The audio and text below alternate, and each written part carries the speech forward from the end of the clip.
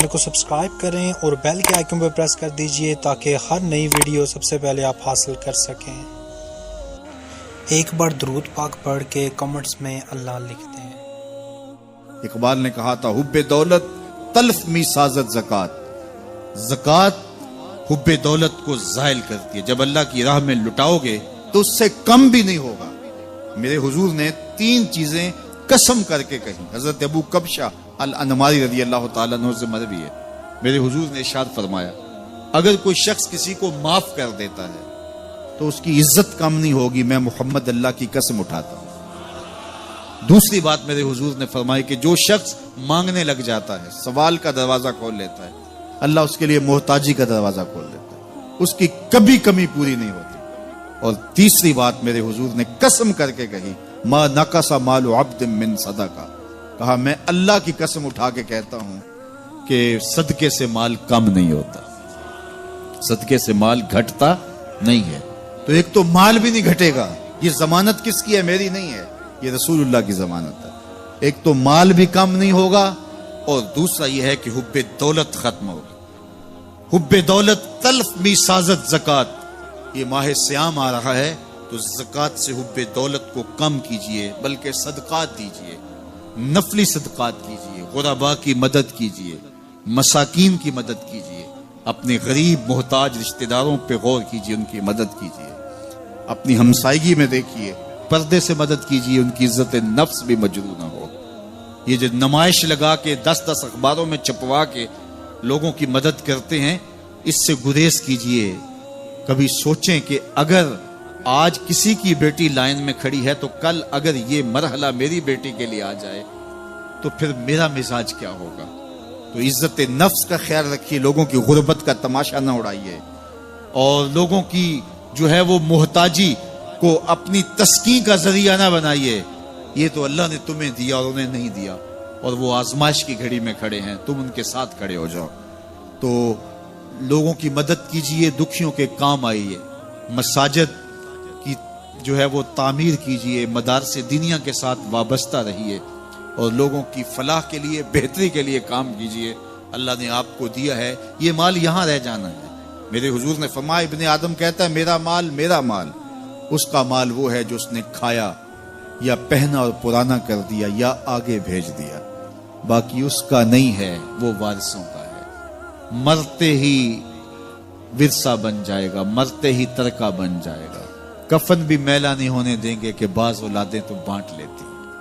اللہ اکبر، وہ گھر جو ان کے لیے بنایا تھا، ایک رات بھی تجھے اس گھر میں رکھنے کے لیے تیار نہیں ہوں گے۔ آج تیرا نام چھن گیا، آج کوئی یہ نہیں کہتا کہ پیچھے سے مانگے اور حاضر اس چودھری صاحب کے، حاضر اس میت کے۔ آج تو ڈیڈ باڈی بن گیا، آج تو میت بن گیا۔ آج خان صاحب، ملک صاحب، چودھری صاحب، پیر صاحب، مفتی صاحب، تیرے سارے ٹائٹل چھین لیے گئے۔ آج پیچھے اس امام کے اور دعا واسطے حاضر اس میت کے، آج تو میت بن گیا۔ آج تیرا لباس بھی پھاڑ کے اتارا ہے، آج تیرے انگوٹھے باندھ دیے گئے ہیں، ناک میں روئی ٹھونس دی گئی ہے۔ آج تو غسال کے رحم و کرم پہ ہیں، وہ تجھے ادھر الٹ دے یا ادھر پلٹ دے، اب تیرے پاس کوئی اختیار ہی باقی نہیں رہا۔ میاں صاحب بولے جان دیواری ڈرونا بنے ہو تے ہاتھ نہ لاندے ڈرتے۔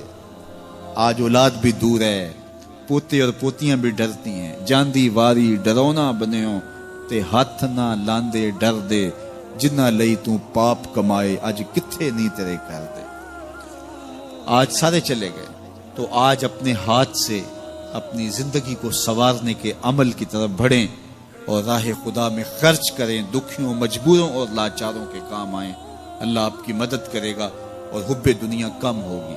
اللہ تعالیٰ جل شانہ نے سورہ عادیات میں پہلی 5 آیات میں قسمیں کی، پھر 3 آیات میں جو ہے وہ حضرت انسان کی وہ کمیاں، کوتاہیاں جن کی بنیاد پر باقی گناہ سرزد ہوتے ہیں ان کو بیان کیا، اور اس کے بعد پھر علاج بھی قرآن نے بتایا، اور کس قدر اس کو چوٹ لگائی۔ افلا یعلم اذا بعثر ما فی القبور وحصل ما فی الصدور ان ربهم بهم یومئذ لخبیر۔ افلا یعلم اذا بعثر ما فی القبور، اے اکڑ کے چلنے والے، اے ناشکر انسان، اے دولت کے پجاری، وہ وقت یاد کر جب تو قبر سے اٹھایا جائے گا۔ اس وقت کفن بھی چھین لیا جائے گا۔ اب سب کو چھین لیا گیا، دولت، بینک بیلنس، تیری جائیدادیں، پلازے، گاڑیاں، گھر، کوٹھیاں، بنگلے، سب کچھ یہیں رہ گیا، صرف ایک چادر کفن کی لے کے جا رہا ہے۔ لیکن جب قبر سے اٹھایا جائے گا، یہ کفن کی چادر بھی رہ جائے گی، برہنہ اٹھایا جائے گا۔ اللہ اکبر! نہ پاؤں میں جوتے، نہ سر پہ پگڑی، نہ بدن پہ کپڑا، برہنہ اٹھایا جائے گا۔ سیدہ عائشہ رضی اللہ تعالیٰ عنہ نے سنا تو کانپنے لگی، عرض کی حضور قبر سے برہنہ اٹھائے جائیں گے تو ایک دوسرے سے حیا نہیں آئے گی؟ فرمایا عائشہ معاملہ اس سے بھی آگے ہے، کسی کو ہوش ہوگی تو حیا آئے گی، ہوش اڑے ہوئے ہوں گے، خوف قیامت طاری ہوگا، قبروں سے یوں لوگ اٹھائے جائیں گے۔ افلا یعلم اذا بوسر ما فی القبور، اب بوسرا کا جو مفہوم ہے، جو ترجمہ اور معنی ہے وہ تو رہے، بوسرا کا جو صوتی آہنگ ہے، جب بولتے ہوئے ایک جھٹکا لگتا ہے تو قبروں سے اٹھتے ہوئے لوگوں کی کیفیت معلوم کرنے کے لیے بوسرا کا صوتی آہنگ ہی کافی ہے۔ افلا یعلم اذا بوسر ما فی القبور وحصل ما فی الصدور، حصلہ کے اوپر جو تشدید ہے، یہ معنی کو کتنی خوبصورتی کے ساتھ ایک مجسم پیکر میں سامنے لا رہی ہے۔ اللہ فرماتا پھر وہ وقت آئے گا جو سینے میں ہوگا وہ تشت ازبام ہو جائے گا۔ آج آپ مجھے نیک سمجھتے ہیں، میں آپ کو اچھا سمجھتا ہوں، لیکن میرے سینے کے اندر کیا چل رہا ہے یہ آپ کو نہیں پتا۔ یہ میں تقریر چہک چہک کے کر رہا ہوں، اس کے پیچھے کیا ہے؟ میں آپ کے دل اپنی جانب موڑنا چاہتا ہوں، آپ کی جیبیں خالی کرنا چاہتا ہوں، یا میں آپ کے سامنے پاک اور ستھرا اور بڑا جو ہے وہ نیکوکار بننا چاہتا ہوں، یا میرا مقصد رضائے الہی ہے؟ یہ مجھے پتہ ہے، آپ کو نہیں پتہ۔ آپ کہاں ہیں، کہاں کھڑے ہیں، میں آپ کو اچھا سمجھتا ہوں، لیکن آپ کو پتہ ہے کہ ہم کہاں کھڑے ہیں۔ لیکن قیامت کے دن یہ ساری چیزیں سامنے آ جائیں۔ وَحُصِّلَ مَا فِي الصُّدُورِ، اور سورہ الطارق میں فرمایا یوم تبل السرائر فما لہ من قوت ولا ناصر، اس دن سارے راز کھول دیے جائیں گے اور کوئی طاقت نہیں ہوگی جو ان رازوں کو کھلنے سے روک سکے گا۔ آج طاقتور کی بات نہیں کھلتی اور کمزور کی بات اچھال دی جاتی ہے، لیکن وہ وقت آنے والا ہے یوم تبل السرائر فما لہ من قوت ولا ناصر، نہ زور کے بل پہ، نہ زر کے بل پہ، نہ کسی اور بل پہ کسی کام کو روکا جا سکے گا، ہر شے تشت ازبام ہو جائے گی۔ وہ کتنا سخت دن ہوگا۔ اے داور حشر میرا نامہ اعمال نہ پوچھ، اس میں کئی پردہ نشینوں کے بھی نام آتے ہیں، تو وہ کتنا سخت دن ہوگا۔ وَحُصِّلَ مَا فِي الصُّدُورِ إِنَّ رَبَّهُمْ بِهِمْ يَوْمَئِذٍ لَخَبِيرٌ، بے شک ان کا رب اس دن ان سے خوب باخبر ہوگا۔ وہ آج بھی باخبر ہے، لیکن آج کئیوں کو یقین نہیں کہ وہ باخبر ہے، لیکن اس دن سب کو یقین ہو جائے گا کہ میرا رب اس سے باخبر ہے۔ جب پرانی تصویریں چلنا شروع ہو جائیں گی، جب ساری ویڈیو سامنے آ جائے گی، زندگی میں جو جو کیا، تنہائی میں، اعلانیہ، خفیہ، جہاں جہاں جو کیا، داد عیش دی، سب کچھ تشت ازبام ہوگا، سب کچھ جو ہے وہ سکرین پہ چل رہا ہوگا، کوئی چیز بھی تشت ازبام ہونے سے نہیں رہ جائے گی۔ تو پھر بندہ کہے گا اوہو یہ تو سب میرے مالک کو پتا تھا، لوگوں کی نظروں سے چھپ سکا، رب کی نگاہوں سے تو نہیں چھپ سکا، اس کی نگاہوں سے کون چھپ سکتا ہے؟ یہ یقین آج اپنی روحوں میں اتار لو، اچھی طرح سے جذب کر لو۔ گناہوں سے بچنے کا اکثیر نسخہ ہے یہ یقین کہ میرا رب مجھے دیکھا۔ یہ یقین جب روح میں جم جائے، خیالوں میں اتر جائے، اعتقاد کا پختہ حصہ بن جائے، پھر بند کوٹڑی میں بھی جرم نہیں ہو سکتا کہ میرا مالک تو مجھے دیکھ رہا ہے۔ آپ دیکھتے نہیں کہ جب ساتوں دروازے بند کر کے بت کے اوپر موٹا کپڑا ڈال کے زلیخا بولی ہے تلک یوسف اب تو آ جاؤ نا، اب تو کوئی نہیں دیکھ رہا، قال معاذ اللہ، تو جناب یوسف نے کہا میں اللہ کی پناہ میں آتا ہوں۔ اللہ اکبر، تو دروازے بند کر کے لوگوں کی نظروں سے چھپ گئی ہے، اور بے نور آنکھیں رکھنے والے اس پتھر کے بت سے بھی حیا کرتی ہے اور اس پہ بھی پردہ ڈال لیا ہے۔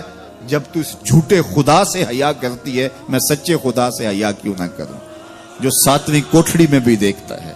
اتنی روشنیاں برسی کہ گناہ کا تصور بھی محال ہو جائے۔ تو یہ یقین کہ میرا اللہ مجھے دیکھ رہا ہے، یہ انسان کی زندگی میں نظم پیدا کرتا ہے۔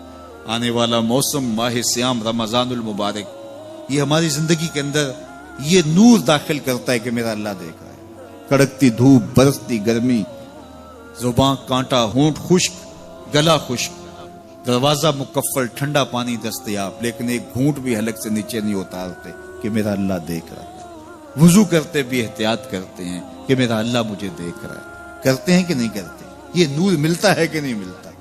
اس کو پھر جذب کر لینا چاہیے تاکہ یہ زندگی میں چھا جائے، کیونکہ جو رمضان میں دیکھتا ہے وہ غیر رمضان میں بھی دیکھتا ہے۔ اور پھر پانی نہیں پیتے کہ اللہ دیکھ رہا ہے، کھانا نہیں کھاتے اللہ دیکھ رہا ہے، لیکن جب آنکھ بھٹکتی ہے تو اس وقت اللہ نہیں دیکھتا، جب خیال بہکتا ہے تو اس وقت اللہ نہیں دیکھتا، رشوت میز کے اوپر سے لے رہے ہوں یا نیچے سے لے رہے ہوں تب نہیں اللہ دیکھ رہا ہوتا، اللہ صرف کھانے اور پینے کو دیکھ رہا ہوتا ہے۔ یہ جو ایک نور آیا ہے اس کو جذب کر لیں پوری زندگی میں۔